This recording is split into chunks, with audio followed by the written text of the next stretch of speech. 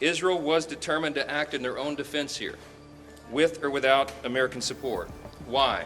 Because Israel faced what they deemed to be an existential threat. If Iran had begun to fire all of their missile arsenal, short and mid-range missiles, at our personnel and our assets and our installations, we would have suffered staggering losses.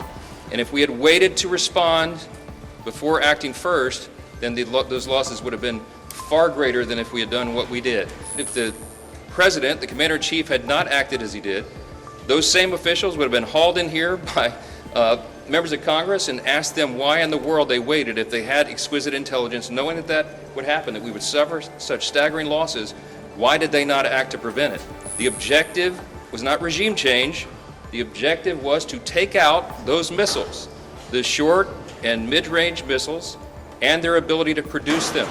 We did that. That was objective number one. Objective number two was to eliminate their naval capabilities, destroy those and the missiles, and we are well on our way to accomplishing that mission. This was a defensive measure, a defensive operation. And why is that? I took some notes, and this is not classified, so I'll tell you what I think is important. Israel was determined to act in their own defense here, with or without American support. Why? Because Israel faced what they deemed to be an existential threat. Iran was building missiles at a radical and a rapid clip to the point where our allies in the region could not keep up. As you know, Iran has long vowed to take out Israel, wipe it off the map, and they have long seen that as a critical threat to their very existence. Because Israel was determined to act, with or without the U.S., our commander-in-chief and the administration and the officials I just named had a very difficult decision to make. They had to evaluate the threats to the U.S., to our troops, to our installations, to our assets in the region and beyond. And they determined, because of the exquisite intelligence that we had, that if Israel fired upon Iran and took action against Iran to take out the missiles, then they would have immediately retaliated against U.S. personnel and assets. We have troops in harm's way, and we have many Americans in the region, and that was of great concern. If we had waited for all of those eventualities to take place, the consequences of inaction on our part could have been devastating. We don't know at what magnitude, but you can assume, because it is common sense, that if Iran had begun to fire all of their missile arsenal, short and mid-range missiles, at our personnel and our assets and our installations, we would have suffered staggering losses. And if we had waited to respond before acting first, then those losses would have been far greater than if we had done what we did. That was their decision. I can guarantee you this: if we had not acted, if the president, the commander-in-chief, had not acted as he did, those same officials would have been hauled in here by members of Congress and asked them why in the world they waited if they had exquisite intelligence, knowing that that would happen, that we would suffer such staggering losses. Why did they not act to prevent it? So I am convinced that they did the right thing. There's another critical point. What were the objectives? The objectives for our Operation Epic Fury, I am convinced, because I've now been to multiple briefings and I've understood the point of this, the objective was not regime change.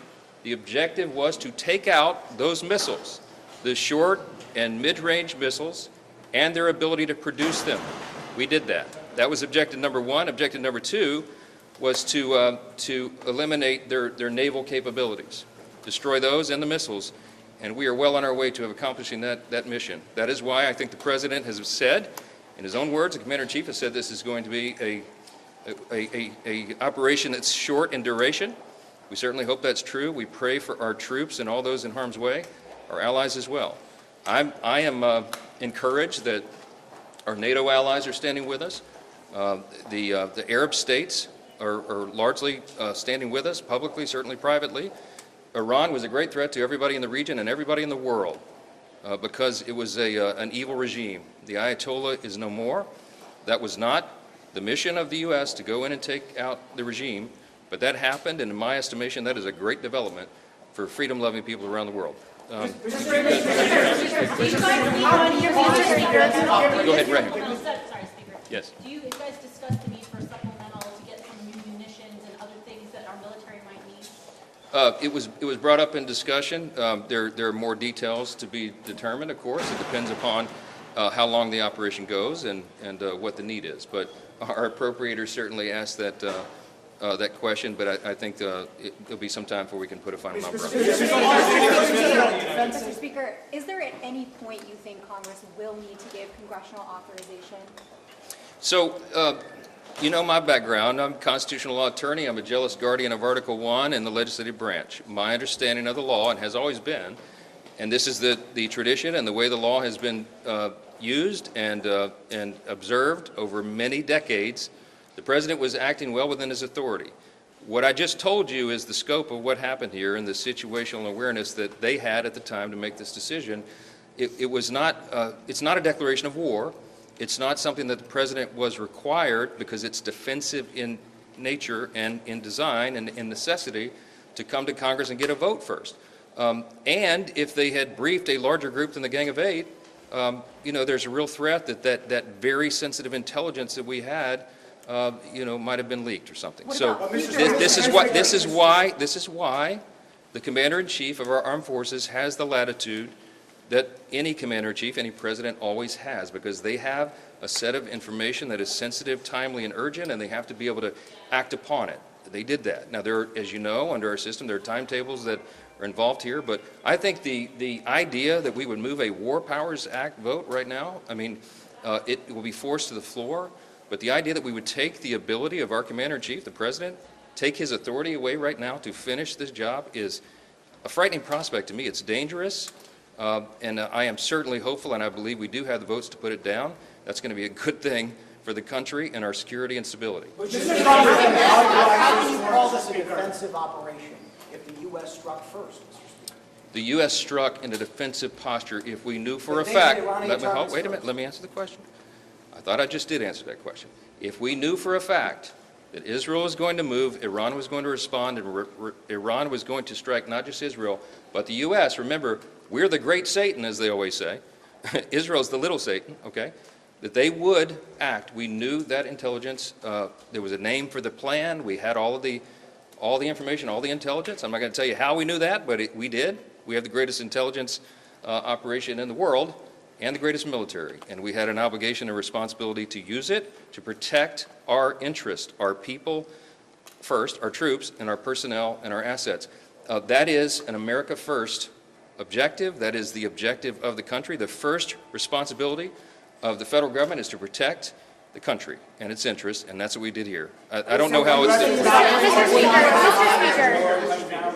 Congress has the authority to declare war. Shouldn't it have authorized this war?